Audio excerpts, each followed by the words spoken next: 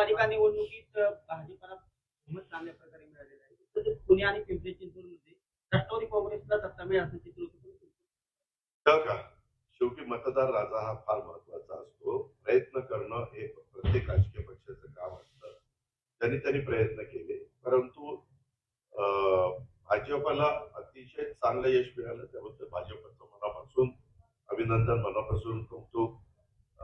राज्याचे मुख्यमंत्री देवेंद्र फडणवीसांच्या नेतृत्वाखाली या सगळ्या निवडणुका भाजपने लढलेल्या होत्या आणि त्याला खूप चांगला प्रतिसाद मिळाला.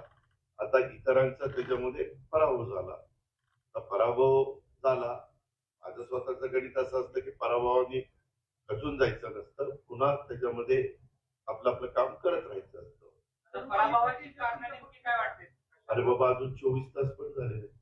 काल 3 वाजता निकाल लागला, पहाटे काही विषय. त्याच्यामध्ये सगळे बसतील, आम्ही त्याच्याबद्दलची माहिती घेऊ, काय झालं, कसं झालं. एवढंच वातावरण. मीडिया पण म्हणत होता की चांगलं वातावरण आहे, चांगलं वातावरण आहे. आमचे अंदाज चुकले तसे मीडियाचे पण अंदाज चुकले. पण ठीक आहे ना, मतदार राजा हा महत्वाचा आहे. माझ्या दृष्टीने आत्ताचं कृषी प्रदर्शन हे खूप महत्वाचं आहे आपल्या शेतकऱ्यांच्या दृष्टीनं. आणि माझ्या एकंदरीत महाराष्ट्र हा कृषीप्रधान राज्य आहे आणि त्याच्यामध्ये जेवढं शेतकऱ्यांना मी समाधानी करू शकू तेवढं एक तिथं आर्थिक सुबत्ता येण्याच्या करता मदत होत असते आणि म्हणून आम्ही त्या कामाला जास्त प्राधान्य दिलंय. आणि त्याच्यात आमचे कृषी विकास प्रतिष्ठान, त्याच्यात मध्ये आमचं कृषी विज्ञान केंद्र, चेअरमन आमचे राजेंद्रजी पवार आणि त्यांची सगळी टीम नलवडे आणि सगळ्यांनी खूप लक्ष घातलं. आणि तुम्ही पण, माझी तुम्हाला विनंती आहे की काही गोष्टी तुम्ही पण दाखवा मीडियाच्या माध्यमातून. प्रिंट मीडियानी तसेच ते माहिती द्यावी आणि इलेक्ट्रॉनिक मीडियाने ते दाखवावं की काय काय तिथं चाललेलं आहे.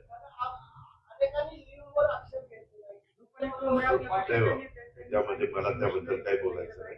माझा त्याच्याबद्दल काही आता मी काही बोलू इच्छित नाही.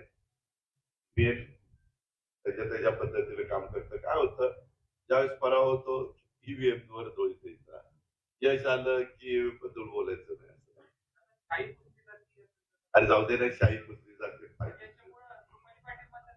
ठीक आहे रे बाबा, एखादी इंडिव्हिज्युअल एखादी उमेदवार बोलत असतील म्हणजे आता 29 ठिकाणच्या निवडणुका, इतके हजारो लोक उभे, त्याच्यात एखाद्या व्यक्तीला जे वाटलं, लोकशाही आहे, संविधानाने अधिकार दिलेला आहे प्रत्येकाला आपलं मत मांडण्याचा. ठीक आहे, धन्यवाद.